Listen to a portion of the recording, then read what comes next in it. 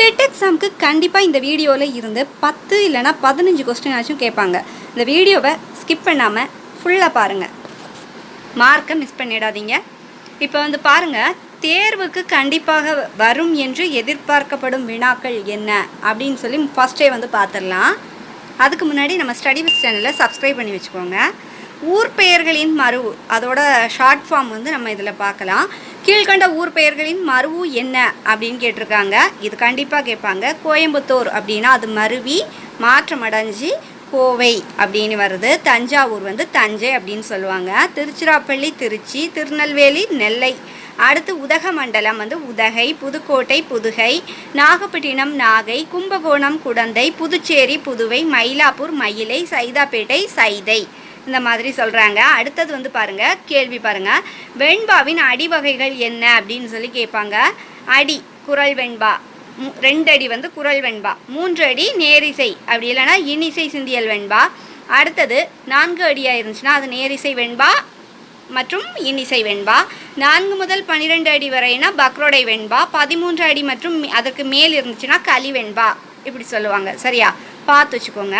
அடுத்தது பாருங்கள், கீழ்கண்ட பட்ட பெயர்களுக்கு பொருந்தும் நபர்கள் யாரெல்லாம் அப்படின்னு சொல்லி பார்க்கலாம். இது கண்டிப்பாக கேட்பாங்க, எக்ஸாமுக்கு வரும்னு கண்டிப்பாக எதிர்பார்க்கலாம். செந்தமிழ் தேனி அப்படின்னா பாரதியார் சொல்லுவாங்க. செந்தமிழ் செம்மல் அப்படின்னா ஜியு போப். செந்தமிழ் அந்தனர் ஈரா இளங்குமரனார். செந்தமிழ் தேசிகர் வீரமாமுனிவர். செந்தமிழ் ஞாயிறு பாவாணர். செந்தமிழ் செல்வர்னா பாவாணர். இந்த மாதிரி பட்டப்பெயரில் அழைக்கிறாங்க. அடுத்தது பாருங்கள், தமிழ் சார்ந்த பட்டப்பெயர்கள் யாருக்கு கொடுத்தாங்க அப்படின்னு பார்த்தீங்கன்னா தமிழ் தாத்தா அப்படின்னு யார் சொல்லுவோம், ஊவேசாவை சொல்லுவாங்க. அடுத்தது தமிழ் தென்றல் அப்படின்னா திருவிக்கா. தமிழ் மாறன் அப்படின்னா நம்மாழ்வர். அடுத்து தமிழ் இமயம் வாசு பா மாணிக்கம். தமிழ் வியாசர் நம்பியாண்டார் நம்பி. அடுத்தது பாருங்கள், சூப்பர் டாபிக்ஸ் பார்த்துடலாம். அதாவது திருக்குறள், அணி இலக்கணங்கள், புதுமை விளக்கு, அறம் மற்றும் கதிர், ஒப்புரவு நெறிகள், உண்மை ஒளி. இந்த தலைப்புகளில் இருந்து முக்கியமான கொஸ்டின்ஸ் மட்டும் நம்ம எடுத்துருக்கிறோம். பாருங்கள், ஃபஸ்ட் கொஸ்டின், வையம் தகழியா வார்கடலே நெய்யாக என தொடங்கும் பாடலை இயற்றியவங்க யார் அப்படின்னு பார்த்தீங்கன்னா ஆன்சர் பொய்கை ஆழ்வார். இந்த பாடல் முதல் ஆழ்வார்களின் ஒருவரான பொய்கை ஆழ்வாரால் இயற்றப்பட்டிருக்கு. உலகையே ஒரு விளக்காக கற்பனை செய்து பாடிய பக்தி பாடல் தான் இதுன்னு சொல்லப்படுது. அடுத்தது, சுடர் ஆழியான் அடிக்கே சூட்டினேன் சொல்மாலை என தொடங்கும் பாடலை இயற்றியவர் யாரு? ஆன்சர் பொய்கை ஆழ்வார். இப்பாடலும் பொய்கை ஆழ்வாரின் பக்தி பாடல் தான். திருமாலின் திருவடிகளை புகழ்ந்து துன்பங்கள் நீங்க வேண்டும் அப்படின்னு நோக்கில் பாடப்பட்ட ஒரு பாடல். அடுத்தது, பூமியை அகல் விளக்காகவும் கடலை நெய்யாகவும் கதிரவனை சுடராகவும் எடுத்து கூறப்படுபவன் யாரு? ஆன்சர் திருமால். இந்த உருவம் பக்தி இலக்கியத்தில் திருமாலை புகழ்ந்து கூறப்படுவது. உலகமே ஒரு விளக்காக கொண்டு இறைவனை போற்றும் சிந்தனை இதில் உள்ளது அப்படின்னு சொல்லப்பட்டிருக்கு இந்த பாட்டில். அடுத்தது பாருங்க, கீழ்கண்டவற்றை பொறுத்துக. அதாவது பாருங்க, கதிரவன் அப்படின்னா சுடர். பாருங்க, இங்கே பாருங்க, விளக்கம் சரியான பொருத்தங்கள் இதில் பார்க்கலாம். பூமி அப்படின்னா அகல் விளக்கு, கடல் அப்படின்னா நெய், கதிரவன் அப்படின்னா சுடர். இதில் சரியாக பொருத்தப்பட்டிருக்கு இது. அடுத்தது பாருங்கள், கொஸ்டின் நம்பர் 5, பொய்கை ஆழ்வார் பிறந்த ஊர் எது? ஆன்சர் திருவேக்கா. அதாவது பாருங்கள், பொய்கை ஆழ்வார் காஞ்சிபுரம் அருகில் உள்ள திருவேக்கா என்னும் தலத்தில் பிறந்திருக்காங்க. அடுத்தது, 4000 திவ்ய பிரபந்தத்தில் முதல் திருவந்தாதியை பாடியவர் யாரு? ஆன்சர் பொய்கை ஆழ்வார். முதல் திருவந்தாதி என்ற பக்தி நூலை பாடியவர் யாரு? பொய்கை ஆழ்வார். இது 4000 திவ்ய பிரபந்தத்தின் ஒரு பகுதியாக சொல்லப்படுது. அடுத்தது, அன்பே தகழியா ஆர்வமே நெய்யாக என தொடங்கும் பாடலை இயற்றியவர் யாரு? ஆன்சர் பூதத்தாழ்வார். இந்த பாடல் பூதத்தாழ்வாரால் இயற்றப்பட்டது. அன்பும் ஆர்வமும் மூலம் இறைவனை அடையும் பக்தி உணர்வு இதில் வெளிப்படுகிறது இந்த பாட்டில். அடுத்தது, ஞான சுடர் விளக்கு ஏற்றினேன் நாரணருக்கு என தொடங்கும் பாடலை இயற்றியவர் யார்? ஆன்சர் பூதத்தாழ்வார். இந்த பாடல் பூதத்தாழ்வாரின் பக்தி பாடல். ஞானத்தை விளக்காக கொண்டு நாரணனை போற்றும் கருத்து இந்த பாட்டில் காணப்படுது. அடுத்தது, கீழ்கண்டவற்றில் சரியான பொருத்தம் எது அப்படின்னு சொல்லி பார்க்கலாம். விளக்கத்தில் வந்து பாருங்கள் சரியான பொருத்தங்கள். அன்பு அப்படின்னா அகல் விளக்கு, ஆர்வம் அப்படின்னா நெய், ஞானம் அப்படின்னா சுடர் விளக்கு. அடுத்த கொஸ்டின், பூதத்தாழ்வார் பிறந்த இடம் எது? ஆன்சர் வந்து மாமல்லபுரம். பூதத்தாழ்வார் சென்னைக்கு அருகில் உள்ள மாமல்லபுரத்தில் வந்து பிறந்திருக்காங்க.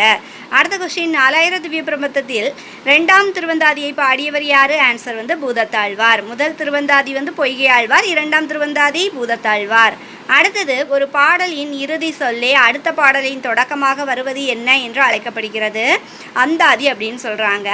விளக்கம் வந்து பாருங்கள், அந்தம் அப்படின்னா முடிவு ப்ளஸ் ஆதி முதல் சேர்ந்து அந்தாதி ஆகிறது. ஒரு பாடலின் முடிவு அடுத்த பாடலின் தொடக்கமாக அங்கே வரும். அடுத்தது வந்து பாருங்கள், அந்தாதி எந்த வகையை சார்ந்ததுன்னா ஆன்சர் சிற்றிலக்கியம். அந்தாதி தமிழ் இலக்கியத்தில் சிற்றிலக்கிய வகையை சார்ந்தது. அடுத்த கொஸ்டின், திருமாலை போற்றி பாடிய ஆழ்வார்கள் எண்ணிக்கை எவ்வளவுன்னு பார்த்தீங்கன்னா ஆன்சர் வந்து 12. மொத்தம் 12 ஆழ்வார்கள் வந்து திருமாலை போற்றி பாடியுள்ளனர். அடுத்த கொஸ்டின், ஆழ்வார்கள் பாடிய பாடல்களின் தொகுப்பு எது? ஆன்சர் வந்து 4000 திவ்ய பிரபந்தம். ஆழ்வார்களின் 4000 பாடல்கள் 4000 திவ்ய பிரபந்தம் என்று அழைக்கப்படுகிறது. அடுத்த கொஸ்டின், 4000 திவ்ய பிரபந்தத்தை தொகுத்தவர் யாருன்னு பார்த்தீங்கன்னா ஆன்சர் நாதமுனி. நாதமுனி தான் ஆழ்வார்களின் பாடல்களை சேகரித்து தொகுத்தவர். அடுத்தது, முதல் ஆழ்வார்கள்னா யாரு? ஆன்சர் வந்து பொய்கை, பூதத்தாழ்வார், பேயாழ்வார். விளக்கம் பாருங்க, முதல் ஆழ்வார்கள் 3, பொய்கை ஆழ்வார், பூதத்தாழ்வார், பேயாழ்வார். அடுத்த கொஸ்டின், இடராழி நீங்குகவே என்ற தொடரில் இடர் என்ற சொல்லின் பொருள் என்ன? ஆன்சர் துன்பம். இடர் அப்படின்னா என்னது? துன்பம் அல்லது கஷ்டம் அப்படின்னு சொல்லலாம். அடுத்த கொஸ்டின், கீழ்கண்டவற்றில் சரியான பொருத்தம் எது அப்படின்னு சொல்லி விளக்கத்தில் பார்க்கலாம். சரியான வரிசை அன்பு அப்படின்னா தகலி, ஆர்வம், நெய், சிந்தை, விளக்கு, ஞானம், இடுதிரி. அடுத்த கொஸ்டின், இன்சொல் விளைநிலனா ஈதலே வித்தாக என்ற பாடலை இயற்றியவர் யாரு? ஆன்சர் முனைப்பாடியார். இந்த பாடல் அறநெறிச்சாரம் என்னும் நூலில் இடம்பெற்றது. இதை முனைப்பாடியார் இயற்றியிருக்காங்க. அடுத்த கொஸ்டின், அன்பு நீர் பாய்ச்சி என்ற பாடல் இடம்பெற்றுள்ள நூல் எது? ஆன்சர் வந்து அறநெறிச்சாரம். இந்த பாடல் அறநெறிச்சாரம் என்னும் நூலில் வந்து இடம்பெற்றிருக்கு. கீழ்கண்டவற்றில் சரியான பொருத்தம் எது அப்படின்னு சொல்லி விளக்கத்தில் பார்க்கலாம். சரியான பொருத்தங்கள் பாருங்கள். இன்சொல் விளைநிலம், ஈகை வித்து, வன்சொல்னா கலை, வாய்மை எரு, அன்புனா நீர், அறம்னா கதிர். அடுத்த கொஸ்டின், முனைப்பாடியார் எந்த ஊரை சேர்ந்தவர்? ஆன்சர் திருமுனைப்பாடியை சேர்ந்தவங்க. முனைப்பாடியார் திருமுனைப்பாடி என்னும் ஊரை சேர்ந்தவர். முனைப்பாடியார் எந்த சமயத்தை சேர்ந்தவர்? ஆன்சர் சமணம். முனைப்பாடியார் சமண சமயத்தை சார்ந்தவர். அடுத்தது, முனைப்பாடியார் எந்த நூற்றாண்டை சேர்ந்தவர்? ஆன்சர் வந்து 13ஆம் நூற்றாண்டு. இவர் வந்து 13ஆம் நூற்றாண்டை சேர்ந்தவர். அடுத்தது, அறநெறிச்சாரம் நூலில் எத்தனை பாடல்கள் உள்ளன? ஆன்சர் 225. அறநெறிச்சாரத்தில் மொத்தம் எத்தனை இருக்கு? 225 பாடல்களை கொண்டது. அறநெறிகளை தொகுத்து கூறும் நூல் எது? ஆன்சர் அறநெறிச்சாரம். அறநெறிகளை ஒழுங்காக தொகுத்து விளக்கும் நூல் தான் எது? அறநெறிச்சாரம். காந்தியடிகள் எப்போதும் வலியுறுத்தியது எது அப்படின்னு பார்த்தீங்கன்னா ஆன்சர் வந்து வாய்மை. காந்தியடிகள் உண்மை மற்றும் நேர்மையை மிக முக்கியமாக கருதி வாய்மையை வாழ்வியல் நெறியாக வலியுறுத்தியிருக்காங்க. அடுத்த கொஸ்டின், இளமை என்பதற்கான எதிர்ச்சொல் எது? முதுமை. இளமைக்கு எதிரான நிலை எது? முதுமை.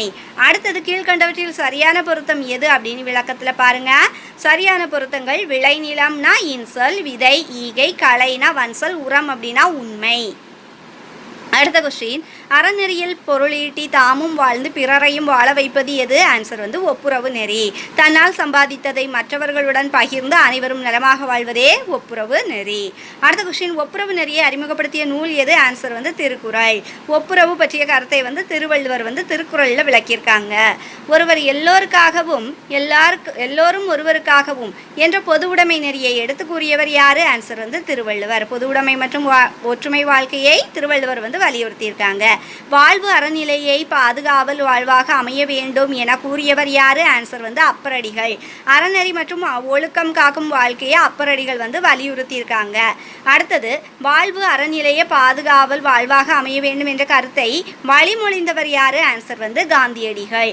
அறநெறி மற்றும் ஒழுக்கத்தை பாதுகாக்கும் வாழ்க்கையை காந்தியடிகளும் வந்து வலியுறுத்தியிருக்காங்க. அடுத்த கொஸ்டின், உலகம் உன்ன உன் உடுத்த உடுப்பாய் என்று கூறியவர் யாரு? ஆன்சர் பாரதிதாசன். இந்த வரி மனிதன் பிறருடன் பகிர்ந்து வாழ வேண்டும் என்ற ஒப்புரவு சிந்தனையை வந்து வலியுறுத்தது. அடுத்தது, வறுமையை பிணி என்றும் செல்வத்தை டேஸ் என்றும் கூறுவது தமிழ் மரபு. சரியான விடை எது? ஆன்சர் வந்து மருந்து. தமிழ் மரபில் வறுமை ஒரு நோயாகவும் செல்வம் அதற்கான மருந்தாகவும் எடுத்து கூறப்படுகிறது. அடுத்த கொஸ்டின், செல்வத்து பயனே ஈதல் என்ற பாடல் இடம்பெற்றுள்ள நூல் எது? ஆன்சர் வந்து புறநானூறு. செல்வத்தின் உண்மையான பயன் பிறருக்கு உதவுவதில் தான் உள்ளது என்பதை புறநானூறு வந்து எடுத்து கூறுது. அடுத்தது பாருங்க, ஒப்புரவாண்மையுடன் வாழ முதலில் தேவைப்படுவது எது? ஆன்சர் வந்து உழைப்பு. உழைப்பின் மூலம்தான் செல்வம் வந்து உருவாகும், அதன் பின் தான் பகிர்வு வந்து சாத்தியமாகும். அடுத்தது வந்து ஊருணி நீர் நிறைந்து அற்றே உலகவாம் பேரறிவாளன் திரு. இது வந்து இந்த குறள் 215 இருக்குது. குறிக்கும் பொருள் எது அப்படின்னு பார்த்தீங்கன்னா ஆன்சர் வந்து செல்வம் பலருக்கும் பயன்பட வேண்டும். விளக்கம் பாருங்க, ஊருணியில் நிரம்பிய நீர் போல அறிவாளியின் செல்வம் பலருக்கும் உதவியாக இருக்க வேண்டும் அப்படின்னு சொல்லப்பட்டிருக்கு. அடுத்த கொஸ்டின், பயன்மரம் உள்ளூர் பழுத்து அற்றால் என்னை இது வந்து எதை குறிக்குது அப்படின்னு கேட்டிருக்காங்க. இந்த குறள் வந்து எதில் உள்ளதுன்னா 216வது குறள். அடுத்தது வந்து பாருங்கள், பயன்மரம் உள்ளூர் பழுத்து அற்றால் அது வந்து என்ன குறிக்குது? நல்லவரிடம் செல்வம் இருந்தால் பலருக்கும் பயன் தரும் அப்படின்ற அர்த்தத்தை குறிக்குது. ஊரில் உள்ள மரம் பழுத்தால் எல்லோரும் பயன்பெறுவது போல நல்லவரிடம் இருக்கும் செல்வமும் பலருக்கும் உதவும். அடுத்தது, மக்கள் பணியையே இறைப்பணியாக கருதி வாழ்நாள் முழுவதும் தொண்டு செய்தவர் யாரு? ஆன்சர் வந்து குன்றக்குடி அடிகளார். மக்களுக்கு சேவை செய்வதே இறைவனுக்கு சேவை என கருதி செயல்பட்டவர் தான் யாரு? குன்றக்குடி அடிகளார். குன்றக்குடி திருமடத்தின் தலைவராக விளங்கியவர் யாரு? ஆன்சர் வந்து குன்றக்குடி அடிகளார். குன்றக்குடி திருமடத்தை வழிநடத்தியவர் குன்றக்குடி அடிகளார். அடுத்தது, பேச்சாலும் எழுத்தாலும் இறை தொண்டு சமூக தொண்டு செய்தவர் யாரு? ஆன்சர் வந்து குன்றக்குடி அடிகளார். எழுத்து பேச்சு மூலமாக சமூக மற்றும் ஆன்மீக சேவைகளை ஆற்றியவர் தான் அவங்க.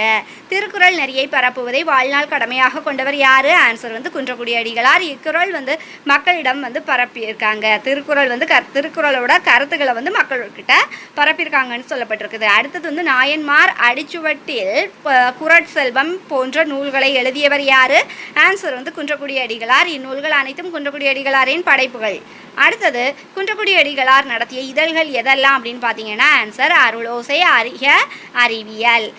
விளக்கம் பாருங்கள், இந்த இதழ்கள் மூலம் அவர் சமூக மற்றும் ஆன்மீக கருத்துக்களை வந்து பரப்பியிருக்காங்க. அடுத்த கொஸ்டின், ஒப்புரவு நெறி என்னும் தலைப்பில் யாருடைய கருத்துக்கள் துவக்கப்பட்டுள்ளன? ஆன்சர் வந்து பாருங்கள் குன்றக்குடி அடிகளார். விளக்கம் பாருங்கள், ஒப்புரவு பற்றி அவரது கருத்துக்கள் இந்த தலைப்பில் வந்து துவக்கப்பட்டிருக்குன்னு சொல்லப்பட்டிருக்கு. அடுத்தது, ஒருவர் எல்லோருக்காகவும் எல்லோரும் ஒருவருக்காகவும் என்பது எந்த நெறியினி பார்த்தீங்க? பொது உடைமை நெறி. அனைவரும் ஒருவர் அனைவருக்காக வாழும் சமத்துவ சிந்தனை தான் பொது உடைமை அப்படின்னு சொல்லப்பட்டிருக்குது. செல்வத்தின் பயன் டேஸ் வாழ்வு. ஆன்சர் ஒப்புரவு. செல்வத்தின் உண்மையான பயன் பிறருடன் பகிர்ந்து வாழ்வதே, அதுவே ஒப்புரவு வாழ்வு அப்படின்னு சொல்லப்பட்டிருக்கு. பாருங்க, கீழ்கண்டவற்றில் சரியான எதிர்ச்சொல் எது அப்படின்னு சொல்லி பார்க்கலாம். விளக்கம் பாருங்க, எளிது அப்படின்னா அரிது, ஈதல் ஏற்றல், அந்நியர் உறவினர், இரவலர் புரவலர். அடுத்த கொஸ்டின், ஜென் என்னும் ஜப்பானிய சொல்லின் பொருள் என்ன? ஆன்சர் வந்து தியானம் செய். ஜென் என்பது தியானம் மற்றும் உள்ளார்ந்த அமைதியை வந்து குறிக்கக்கூடிய ஒரு சொல்லாக இருக்குது. ஜென் சிந்தனையாளர்கள் எந்த மதத்தை சேர்ந்தவர்கள்? ஆன்சர் வந்து புத்த மதம். ஜென் சிந்தனை புத்த மதத்தின் ஒரு பிரிவு. அடுத்தது, ஜென் சிந்தனையாளர்கள் பெரும்பாலும் வாழ்ந்த நாடுகள் எது அப்படின்னு பார்த்தீங்கன்னா ஆன்சர் சீனா, ஜப்பான். ஜென் சிந்தனை சீனா மற்றும் ஜப்பான் நாடுகளில் பரவலாக வளர்ந்தது. அடுத்த கொஸ்டின், ஒரு பொருளை விளக்க மற்றொரு பொருளை உவமையாக கூறுவது எது? ஆன்சர் உவமை அணி. போன்ற, ஆகிய போன்ற சொற்கள் மூலம் ஒப்பிட்டு கூறுவது உவமை அணி. அடுத்த கொஸ்டின், உவமை வேறுபாடு தெரியாமல் இரண்டும் ஒன்றாக கூறப்படுவது எது? ஆன்சர் உருவக அணி. இரண்டு பொருள்களும் ஒன்றாகவே தோன்றும் வகையில் கூறுவது தான் எது? உருவக அணி. அடுத்தது, கீழ்கண்டவற்றில் உவமை அணிக்கு எடுத்துக்காட்டியது? ஆன்சர் வந்து மலர் போன்ற, முகம் போன்ற என்ற சொல் மூலம் ஒப்பிட்டு கூறப்படுவதால் இது உவமை அணி அப்படின்னு சொல்லப்பட்டிருக்குது. அடுத்தது, கீழ்கண்டவற்றில் உருவக அணிக்கு எடுத்துக்காட்டு? ஆன்சர் வந்து தமிழ் தேன். இங்கு தமிழ் தேன் என நேரடியாக இணைக்கப்படுகிறது, அதனால் வந்து இது உருவக அணி சொல்லப்பட்டிருக்குது. அடுத்தது, வையம் தகலியா என்ற பாடலில் இடம்பெற்றுள்ள அணி எது? ஆன்சர் வந்து உருவக அணி. பூமி, கடல், சூரியன் ஆகியவை நேரடியாக விளக்கமாக கூறப்படுவதால் உருவக அணி பயன்படுத்தப்பட்டுள்ளது. இதில் அடுத்த கொஸ்டின், அறிவு என்னும் விளக்கை கொண்டு என்ற வரியில் இடம்பெற்றுள்ள அணி எது? ஆன்சர் வந்து பாருங்க ஏகதேச உருவக அணி. அடுத்தது, ஒரு பகுதியை மட்டும் உருவகமாக கொண்டு விளக்குவது தான் எது? ஏகதேச உருவக அணி அப்படின்னு சொல்கிறாங்க. அடுத்தது, இரு பொருள்களில் ஒன்றை மட்டும் உருவகப்படுத்தி மற்றொன்றை உருவகப்படுத்தாமல் விடுவது எது அப்படின்னு கேட்டிருக்காங்க. ஆன்சர் வந்து ஏகதேச உருவக அணி. இதற்கான விளக்கம், இரண்டு பொருள்களில் ஒன்றை மட்டும் உருவகமாக கொண்டு மற்றொன்றை நேரடியாக கூறுவது ஏகதேச உருவக அணி. அடுத்தது, பெருமைக்கும் ஏனை சிறுமைக்கும் தத்தம் கர்மமே கட்டளைக்கல் என்ற குறளில் இடம்பெற்றுள்ள அணி எது? ஆன்சர் வந்து ஏகதேச உருவக அணி. இதற்கான விளக்கம், இக்குறளில் கர்மம் என்பது கட்டளைக்கல் என உருவகப்படுத்தப்பட்டுள்ளது. ஒரு பகுதி மட்டும் உருவகமாக இருப்பதால் இது ஏகதேச உருவக அணி அப்படின்னு சொல்லப்பட்டிருக்கிறது. உவமையும் உவமேயமும் ஒன்றாக அமைவது எது? ஆன்சர் வந்து உருவக அணி. ஒப்பிடப்படும் இரு பொருள்களும் ஒன்றாக கலந்து கூறப்படுவது உருவக அணி அப்படின்னு சொல்லப்பட்டிருக்குது. அடுத்தது, கீழ்கண்டவற்றில் வினா சொற்களுக்கு எடுத்துக்காட்டு எது? வினா சொல்லுக்கு எடுத்துக்காட்டு எது? ஆப்ஷன் பாருங்க. ஆன்சர் வந்து எது, என்ன, எங்கு. கேள்வி கேட்க பயன்படுத்தப்படும் சொற்கள் வந்து வினா சொற்கள் அப்படின்னு சொல்லப்படுது. அடுத்த கொஸ்டின், நெல்லையப்பர் கோவில் எங்கு உள்ளது? ஆன்சர் திருநெல்வேலி. புகழ்பெற்ற நெல்லையப்பர் கோவில் திருநெல்வேலியில் அமைந்துள்ளது. அடுத்தது, முதல் ஆழ்வார்களின் எண்ணிக்கை எவ்வளவு? ஆன்சர் 3. முதல் ஆழ்வார்கள் பொய்கை, பூதத்தாழ்வார், பேயாழ்வார், மொத்தம் வந்து 3. அடுத்தது, சொற்களை எப்படி பேச வேண்டும்? ஆன்சர் வந்து இனிய சொற்களாக பேச வேண்டும். இனிமையான சொற்கள் மனித உறவுகளை வந்து மேம்படுத்துகிறது. அடுத்தது, அறநெறிசாரம் நூலை எழுதியவர் யாரு? முனைப்பாடியார். அடுத்தது விளக்கம், அறநெறிகளை எடுத்துரைக்கும் நூல் அறநெறிச்சாரம். இதை முனைப்பாடியார் வந்து இயற்றியிருக்காங்க. அடுத்தது, அறநெறிச்சாரம் என்பதன் பொருள் என்ன? ஆன்சர் வந்து அறநெறிகளை தொகுத்து வழங்குவது. அறநெறிகளை சேர்த்து தொகுத்து விளக்கும் நூலாக இருப்பதால் இந்த பெயர் அது பெற்றிருக்கிறது. அடுத்தது, ஒரு செயலை செய்யும் முன் ஆராய வேண்டியவற்றில் எது அடங்காது? ஆன்சர் வந்து பிறர் கருத்து. செயலுக்கு முன் கவனிக்க வேண்டியவை பொருள், கருவி, காலம், செயலின் தன்மை, இடம். இதில் வந்து பிறர் கருத்து வந்து சேராது. அடுத்த கொஸ்டின் வந்து பாருங்க,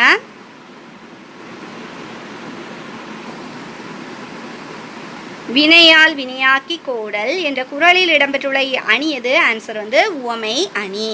யானையால் யானையா தற்று என ஒப்பிட்டு கூறப்படுவதால் இது உவமை அணி. அடுத்த கொஸ்டின், கற்றவர்களில் மிகவும் சிறந்தவராக மதிக்கப்படுபவர் யாரு? ஆன்சர் வந்து தாம் கற்றதை தெளிவாக விளக்க வல்லவர். கற்றதை பிறருக்கு புரியும்படி விளக்க வல்லவரே உண்மையான கற்றவர் என கருதப்படுகிறாங்க. அடுத்தது, நல்ல நாடாக அமைய கீழ்கண்டவற்றில் எது இல்லாமல் இருக்க வேண்டும்? ஆப்ஷன் வந்து பாருங்க, மிக்க பசி, நோய், பகை. இது இல்லாமல் இருக்கணும். அடுத்து வந்து ஒரு நல்ல நாட்டில் பசி, நோய், பகை ஆகிய 3ம் இல்லாமல் வந்து இருக்கணும் அப்படின்னு சொல்லியிருக்காங்க. அடுத்தது, இல்லாமல் வளம் தரும் நாடே சிறந்த நாடாகும். ஆன்சர் வந்து பாருங்கள், பெரிய முயற்சி.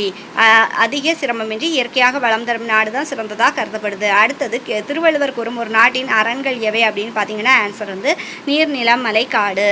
இவை இயற்கை அறன்களாக இருந்து நாட்டை பாதுகாக்கும் அப்படின்னு சொல்லப்பட்டிருக்குது. கீழ்கண்டவற்றில் எது ஒரு நாட்டின் அரண் வந்து ஆகாது அப்படின்னு சொல்லியிருக்காங்க. ஆப்ஷன் பாருங்கள், ஆன்சர் வந்து வயல். வயல் உணவு தயாரிப்புக்கு உதவும், ஆனால் அரண் அல்ல. அடுத்தது வந்து, மக்கள் அனைவரும் எந்த அடிப்படையில் சமமானவர்கள்னு பார்த்தீங்கன்னா பிறப்பு. மனிதர்கள் அனைவரும் பிறப்பால் சமமானவர்கள் என்று சொல்லப்பட்டிருக்குது. அடுத்தது, வையம் என்ற சொல்லின் பொருள் எதுன்னு பார்த்தீங்கன்னா ஆன்சர் வந்து உலகம். வையம் என்பது உலகம் அல்லது பூமி என பொருள் தருகிறது.